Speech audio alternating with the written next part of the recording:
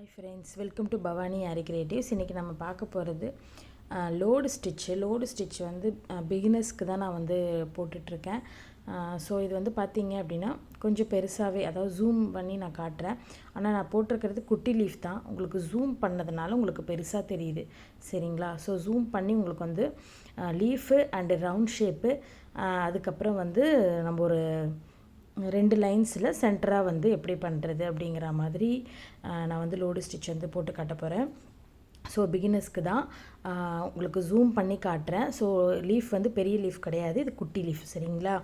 So குட்டி லீஃபில் நமக்கு வந்து உங்களுக்கு ஜூமிங்கிறதுனால உங்களுக்கு வந்து ஸ்டிச் நல்லா தெளிவாக புரியணுன்றதுக்காக தான் நான் வந்து ஜூமிங்கில் வச்சுருக்கேன். ஸோ இப்போ பார்த்தீங்க அப்படின்னா நான் வந்து மெஜந்தா பிங்க் கலர் த்ரெட் வந்து எடுத்திருக்கேன்.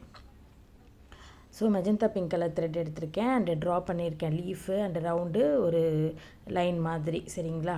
2 லைன்ஸ் மாதிரி ட்ரா பண்ணியிருக்கேன். ஸோ இப்போ நான் என்ன பண்ணுறேன்னா, மேலேருந்து இப்போ நம்ம ஒரு லீஃப் அந்த மாதிரிலாம் எடுக்கும்போது மேலேருந்து நீங்கள் சில்க் த்ரெட் அவுட்லைன் கொடுத்துட்டும் போடலாம், இல்லை இப்படியும் நீங்கள் பண்ணலாம். ஒரு பெரிய செயின், ஒரு குட்டி செயின், ஒரு பெரிய செயின், ஒரு குட்டி செயின், இந்த மாதிரி நீங்கள் வந்து ஃபஸ்ட்டு ப்ராக்டிஸ் பண்ணிக்கோங்க. ஏன்னா இந்த மாதிரி லீஃபு ரவுண்டு இது மாதிரிலாம் நீங்கள் லோடு ஸ்டிச் வந்து ப்ராக்டிஸ் பண்ணால் மட்டும்தான் நம்ம ஒரு ஃப்ளவர்க்குள்ளே எப்படி ஃபில் பண்ணலாம் அப்படிங்கிறது நமக்கு வந்து ஐடியா கிடைக்கும். ஸோ ஃப்ளவர்க்குள்ளே எப்படி பண்ணுறதுன்றதும் நான் ஒரு வீடியோ போட போகிறேன். ஸோ அதுக்கு முன்னாடி பிகினர்ஸ் வந்து ஃபஸ்ட்டு ஸ்டார்டிங் வந்து இதை கற்றுப்பாங்க. ஸோ அதுக்கப்புறம் தான் ஒரு ஃப்ளவர்க்குள்ளே எப்படி பண்ணணும் அப்படிங்கிறதும் சொல்லித்தருவேன். ஸோ இப்போ பார்த்தீங்க அப்படின்னா நான் வந்து ஸ்டிச் போடும்போது உங்களுக்கு 2 சைடுமே வந்து ஹோல்ஸ் விழுது அண்ட் அதே மாதிரி இல்லாமல் கேப் தெரியுது, சரிங்களா? நான் என்ன பண்ணியிருந்தேன்னா, அதனால தான் சில்க் த்ரெட் வந்து நான் அவுட்லைன் கொடுக்கல.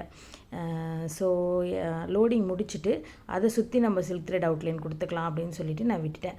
இப்போ நம்ம ப்ளவுஸில் லீவ் ஸ்டிச்சில் நீங்கள் ஒர்க் பண்ணும்போது கூட லோடிங் கொடுத்துட்டு அதுக்கப்புறம் நீங்கள் வந்து செயின் ஸ்டிச்சோ இல்லை சுகர் பீட் லைனும் கொடுத்தீங்க அப்படின்னா பர்ஃபெக்டாக வரும். ஏன்னா நம்ம வந்து நம்ம ட்ராயிங் பண்ண இதுக்குள்ளேயே தான் நீங்கள் வந்து ஒர்க் பண்ணுவீங்க, சரிங்களா? ஸோ அப்போ அதை விட குட்டியாக தான் வரும். அப்புறம் இருக்கிற கேப்பில் தான் வந்து நீங்கள் வந்து சுகர் பீட் கொடுப்பீங்களோ இல்லை சில்க் த்ரெட் அவுட்லைன் கொடுப்பீங்க. ஸோ அந்த மாதிரி பண்ணி பாருங்கள், உங்களுக்கு நல்ல டிஃப்ரென்ஸ் தெரியும். இப்படியும் பண்ணலாம். இப்போ 2 லைன்ஸ் கொடுத்துட்டு இல்லை நான் வந்து போடும்போது என்ன ஆகிடுதுன்னா கொஞ்சம் மேலே போயிடுது, எக்ஸ்ட்ரா எடுத்துடுறேன் அப்படின்னா நீங்கள் சில்க் த்ரெட் அவுட்லைன் கொடுத்துட்டு உள்ளே உங்களுக்கு என்ன கேப் இருக்கோ அந்த அளவுக்கும் நீங்கள் வந்து போடலாம். ஸோ இந்த 2 டெக்னிக்குமே நீங்கள் யூஸ் பண்ணிக்கலாம். நான் வந்து அவுட்லைன் கொடுக்காம அப்படியே லோடு வந்து போட்டிருக்கேன், சரிங்களா? ஒரு லாங் செயின், ஒரு ஷார்ட் செயின் அந்த மாதிரி. ஆனால் பிகினர்ஸ் ப்ராக்டிஸ் பண்ணுறவங்க இந்த மாதிரி எல்லா ஷேப்லேயும் வந்து ப்ராக்டிஸ் பண்ணிங்க அப்படின்னா உங்களுக்கு வந்து ப்ராக்டிஸ் ஆகும். ஸோ அதனால தான் வந்து நான் எல்லா ஷேப்பும் வந்து வரைஞ்சி பண்ணியிருக்கேன். இப்போ வந்து நம்ம ரவுண்ட் ஷேப் பார்ப்போம். இதுலேயும் அதே தான், ஒரு பெரிய செயின், ஒரு குட்டி செயின், ஒரு பெரிய செயின், ஒரு குட்டி செயின். நான் ஏன் அந்த கார்னர்லேருந்து கொண்டு வரல அப்படின்னா, அந்த கார்னர்லேருந்து நம்ம கொண்டு வரும்போது ஒரு லெவலாக வராது. ஸோ அதனால் எப்பயுமே ஒன்று சென்டர்லேருந்து எடுக்கணும், இல்லை கொஞ்சம் கார்னர் விட்டுட்டு எடுக்கணும். அப்போ தான் நமக்கு லெவல் வந்து கரெக்டாக வரும். அதுக்கப்புறம் கூட நம்ம அந்த லாஸ்ட்டில் வந்து ஃபில் பண்ணிக்கலாம். ஸோ அப்படி ஃபில் பண்ணும்போது நமக்கு ஃபினிஷிங் வந்து அழகாக இருக்கும். ஸோ இதே தான், ஒரு long chain and short chain, ஒரு long chain and short chain. நீங்கள் லோடு ஸ்டிச் நல்லா ப்ராக்டிஸ் பண்ணிக்கோங்க. ஏன்னா அடுத்தடுத்து நம்ம வந்து அட்வான்ஸ்டெல்லாம் வந்து லோடு பார்த்திங்கன்னா ரோப் வச்சு லோடு போடுவோம், நெக்குக்கு லோடு ஒர்க் கொடுப்போம். ஸோ நிறைய லோடு வந்து எல்லாத்துக்குமே யூஸ் ஆகும்.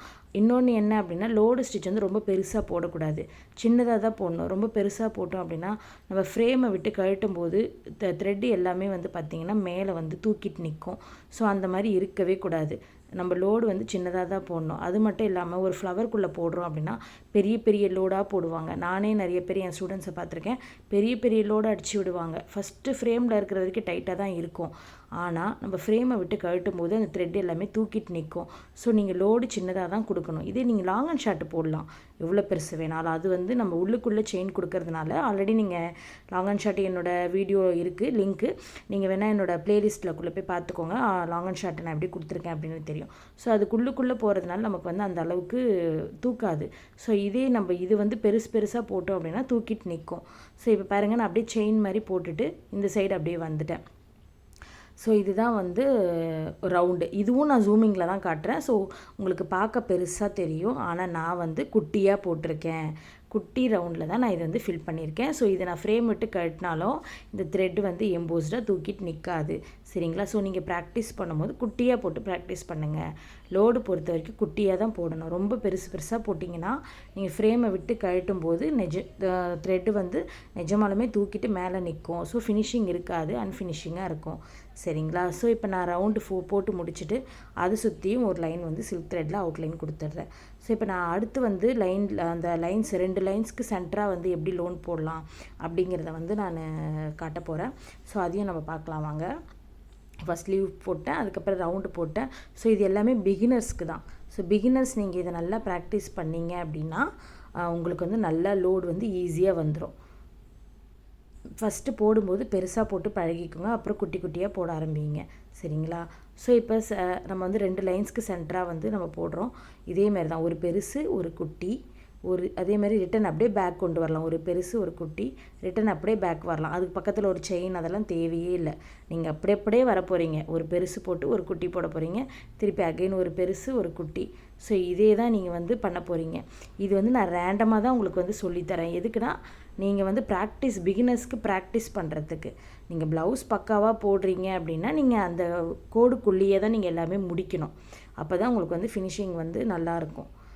ஆனால் நம்ம மோஸ்ட்லி வந்து இந்த லோடு நம்ம கொடுக்க மாட்டோம்.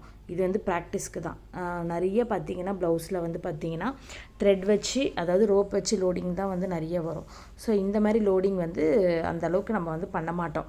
எப்பயாச்சும் நம்ம வந்து ஃப்ளாட்டாக வேணும், பார்டருக்கு கீழே வேணும் அப்படின்னும் போது நம்ம பண்ணுவோம். ஸோ நான் மோஸ்ட்லி இது ரொம்ப பண்ண மாட்டேன். நான் வந்து கிராஸ் தான் நிறைய போடுவேன் ப்ளவுஸுங்களுக்கு.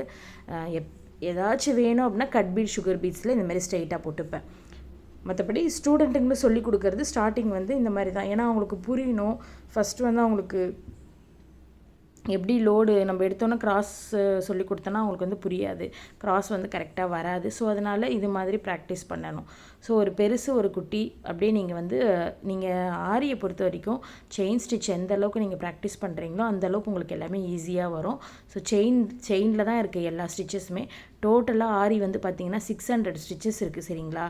600 ஸ்டிச்சஸில் இப்போதைக்கு 85 ஸ்டிச்சஸ் நான் வந்து சொல்லித்தரேன். ஸோ 600மே வந்து நான் வந்து ஊரில் கற்றுக்கிட்டது தான். ஸோ 600மே தெரியும். ஆனால் இப்போதைக்கு 600ம் நிறைய பேர் கற்றுக்க மாட்டாங்க. ஏன்னா அவ்வளோ ஸ்டிச் கற்றுக்கிட்டு என்ன பண்ண போகிறோம் அப்படின்னு தான் நினைப்பாங்க. ஸோ 85 and 100 ஸ்டிச்சஸ் வந்து மோஸ்ட்லி இப்போ நான் வந்து கிளாஸ் எடுக்கிறேன்.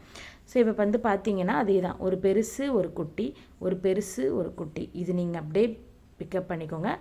செயின் ஸ்டிச்சே தான். செயின்லேயே நீங்கள் வந்து பிகினர்ஸ் பண்ணுறவங்க எப்பயுமே என்ன பண்ணுறீங்கன்னா பெருசு குட்டியை மட்டும் ஞாபகம் வச்சுட்டு அண்டு நாட்டு இதை வச்சு தான் நமக்கு எல்லா ஸ்டிச்சுமே கவர் ஆகும். ஸோ இது நல்லா நீங்கள் ப்ராக்டிஸ் பண்ணாலே போதும்.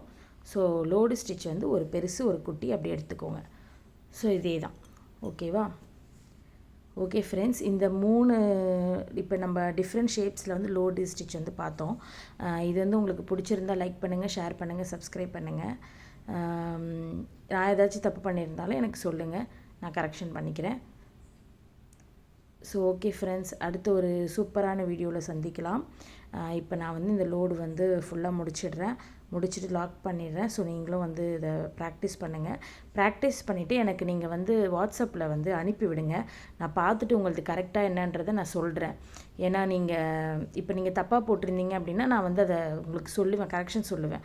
ஸோ நீங்கள் பார்த்துட்டு மெசேஜ் பண்ணுங்கள், இல்லை நீங்கள் சொல்லுங்கள் இது நான் கரெக்டாக போட்டிருக்கேன்னா நீங்கள் சொன்னீங்கன்னா நான் வந்து உங்களுக்கு ரிப்ளை பண்ணுறேன். ஓகே ஃப்ரெண்ட்ஸ், முடிக்க போகிறேன். Okay, ton.